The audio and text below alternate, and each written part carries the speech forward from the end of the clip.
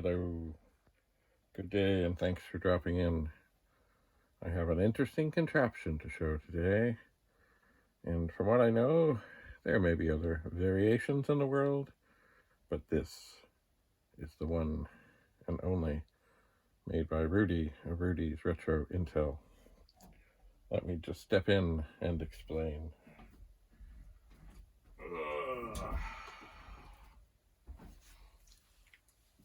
There we go. So, howdy. Been a while. Too long. Now, I have here some special protective glasses that will help me with this. Oh, here's a disc notcher made by Suncor. Lovely. Lovely thing it is. Excuse me 1 second. My eye pesters me a little bit. Anyway, so here we have a couple of power supplies in front of me. This one,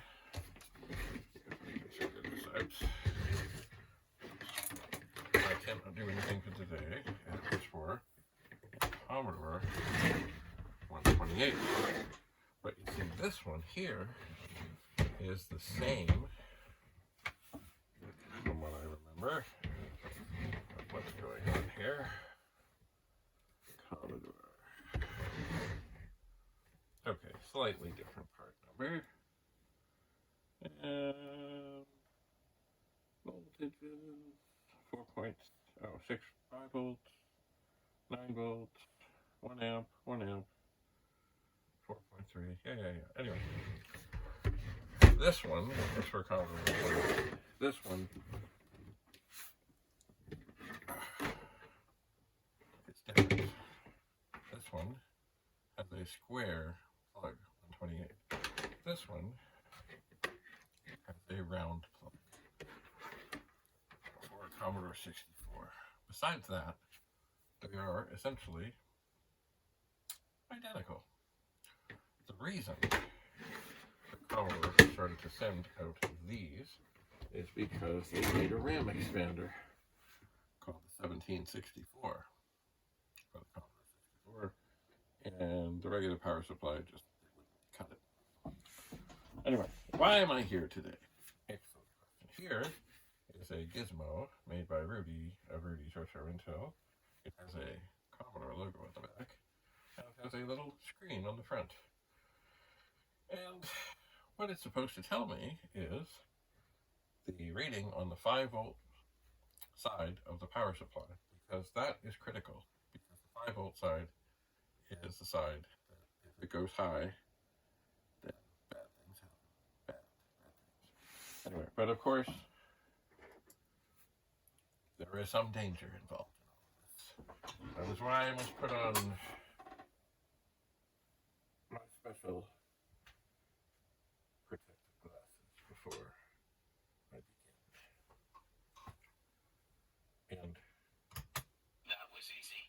And over here we have some Commodore 64 power supplies with you. So it is time to unravel this mess and give a try with this device to see what's what. So we will unravel. One.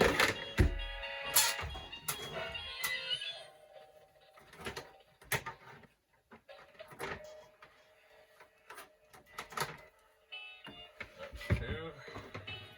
And 3. I'm sure you must understand there is potentially danger involved in this next operation. Thus, I wear these special protective glasses. The first thing I will do is take my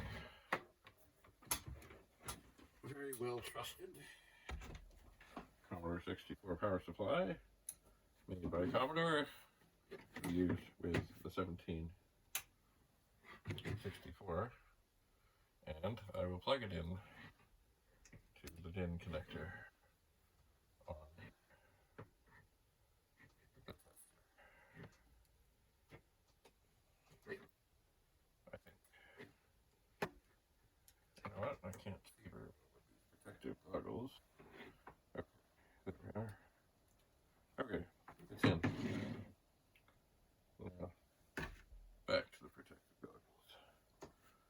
turn on the power switch, and it should then give me a reading. Aha, and it does. 5.23. And that is in the good range. See, it is 5. It's supposed to be 5. But, of course, that is under a load, and there is no load on this. So 5.23 seems pretty fine.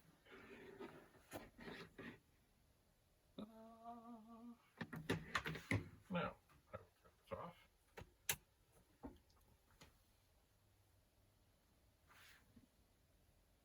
And it fades away. And I will pull this out. And I will pull this out.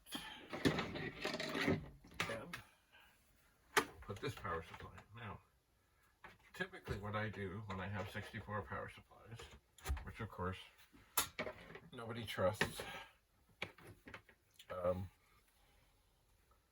if I know there's something wrong, I tie the cables kind of in a knot together and say, okay, that's it.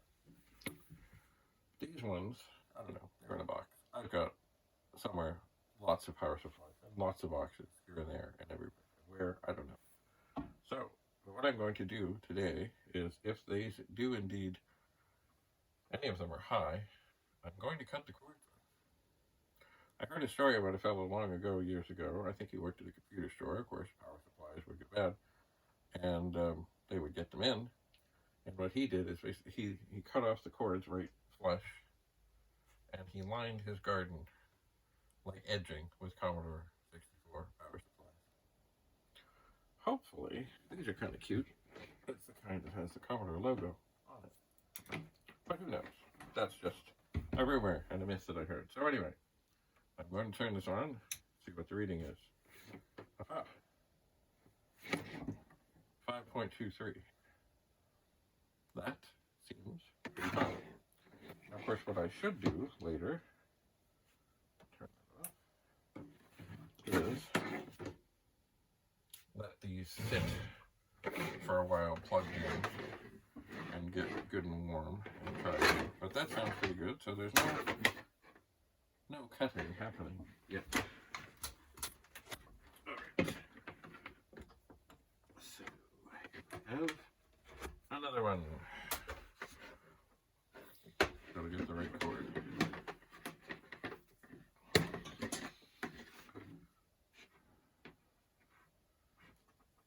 Oops. Sorry about my protective eyewear here. Alright, so power supply, power switch.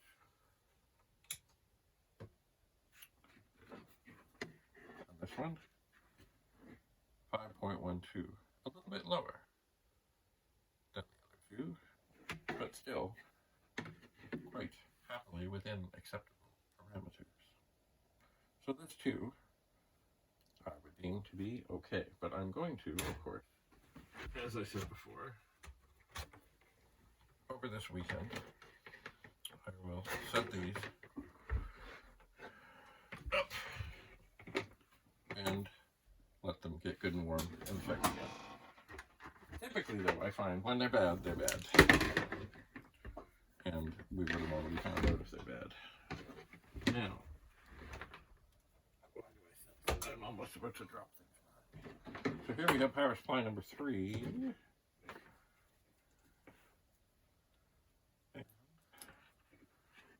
Ready. My safety goggles are carefully in place. I will apply power. 5.23. Certainly. Oh, 5.22. Interesting. 5.21. 5.22. 5.23. Slight fluctuations. I think I'll just sit that one there for a moment. That was easy. And see if there's any other vast changes. And of course, what we're interested in not seeing is that it suddenly goes way up, because that will cook the Commodore 64 or a VIC-20 or whatever is plugged in. So this one is, mind you, I didn't leave the other ones in that long. It seems to have settled at 5.23, which I believe to be safe. Most people, of course, say that you should not trust these old power supplies, and of course, if they go bad, it can be tragic. I have had some fail, but I've never had them go tragic. Not for many, many years. The early ones, yes, I remember people would come in with machines that were quite toasted, and they would typically go back to Commodore, and the boards would be swapped, and a new power supply would be got. That was why I always said to people when they come in with power supply things, in the Commodore 64, I said, we will plug our power supply into their machine, but we will never plug their power supply into our machine. Because, of course, if the power supply is bad and high, and it's cooked their 64, it will surely cook ours as well. And we don't want that. So this was made by Rudy of Rudy's Retro Intel. He's also on YouTube, and we met some while ago, and I'm pleased. I meant to get at this a lot sooner. Oh, hello, Penny. But I've been busy with other things, and I had a wound in my foot. But anyway, everything seems okay now.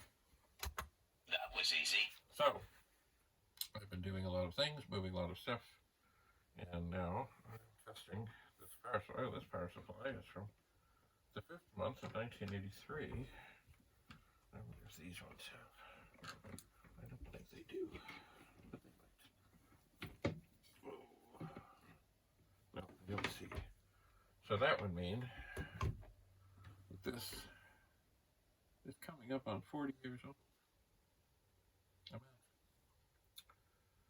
As I said, I will let these cook for a while later and retest them, but I believe that they would all be safe to use. And this one, of course, is. Now, why was I always having trouble with power supply things? And that is that, with the power plug, it's very hard to get a meter in without shorting something out. So I was just afraid to always do it, and I said, well, I won't do it. Hello, Penny. Are you coming up here? Penny? Penny, it's been a while. Why don't you come here? Penny, no, don't go away. Don't go away, Penny. Come here, Penny. Penny. The people want to see you. Penny. Oh, dear. Well, that didn't go so well. Anyway, yes, so I was refrained from even trying. Sometimes, of course, I would take measurements from inside a machine, which was some easier. You could find a spot, but still, I wanted to be able to test things before there was the possibility of trouble and of ruined the machine. And here we have it. And I believe, from what Rudy said, that he will be making one for himself. But if you have a lot of power supplies around, as I do, this is wonderful, absolutely wonderful. So I will set it carefully aside here. Oh, sorry about the squeak. I'll put it in my Star Wars bucket so I always know where it is. And that. Now some people would say, well, why aren't you worried about the 9 volts? Well, everyone, I am. But really, it's the 5 volts that are deadly. So it seems that between 5.1 and 5.23 seems okay. Anyway, we'll see how these fare after they've been on. And I do have other things to work on. But I've been getting set up. As you see, I have an extra table here now. And, yeah, I'm just sort of getting back in the game. So, stay tuned for more exciting episodes. I don't know where all the rest of the power supplies I have at this moment are, because they're in boxes, and I am now in the box room, and there's more boxes in the box room than there used to be. But I'm sure I will, at times, find more and do much more testing on many more power supplies. And I will get some pliers handy. None for these ones, but certainly I figure if I cut these off nice and stick it, that's tricky. Perhaps another thing I should do once I've determined that some of these are okay is to shine them up a bit. Because yeah, this looks filthy. And not that it makes any difference on how it works, but like with a lot of things, if you make it look clean and shiny, and you're looking to perhaps resell it, it's nicer if it looks clean and shiny. So if I think with something like this, I would certainly need some sort of a brush, and certainly probably some sort of cleanser, maybe even water. But then, of course, I would be very, very careful and let things dry out completely. But yeah, this one, the white one here, beige, which is not very, it's filthy. But no point in cleaning it until you know if it works. No point. Anyway, thanks so much for coming, and stay tuned, as I said. Many, many, many more things to come. I have much to go through, and yes, I need to get back to the pet room, but I still haven't been able to get all the pets into the pet room. One day at a time. So, thank you again. Stay safe. Stay healthy. And if you are indeed in a situation where you are being forced to suffer in silence, there will come a time when your voice must be heard. And let the chips fall where they may. I do sometimes, of course, in such instances of it doesn't necessarily have to be your voice. It could be written, because the pen is mightier than the sword. And I know that in a lot of cases, people, things, places, organizations don't want to hear things they don't. And of course, they will try. Let me tell you a little story. One time, long ago, I had to send a message about something where there was some issue. And I'm sure the people who got it didn't like getting it, because it pointed out that there was something that was deficient. Then, of course, because there was nothing they could criticize, because, of course, I spoke the truth, then I was criticized because of the email address I sent it from, rather than being worried about the content. Sounds a lot to me like some politicians who, of course, are quick to say things, but also very quick to deflect away, deflect, like a hockey goalie. Deflect.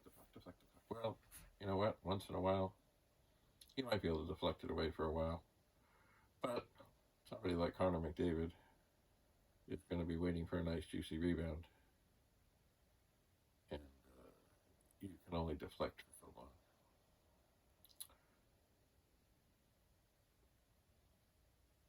You know. All right. Well, back to my protective eyewear.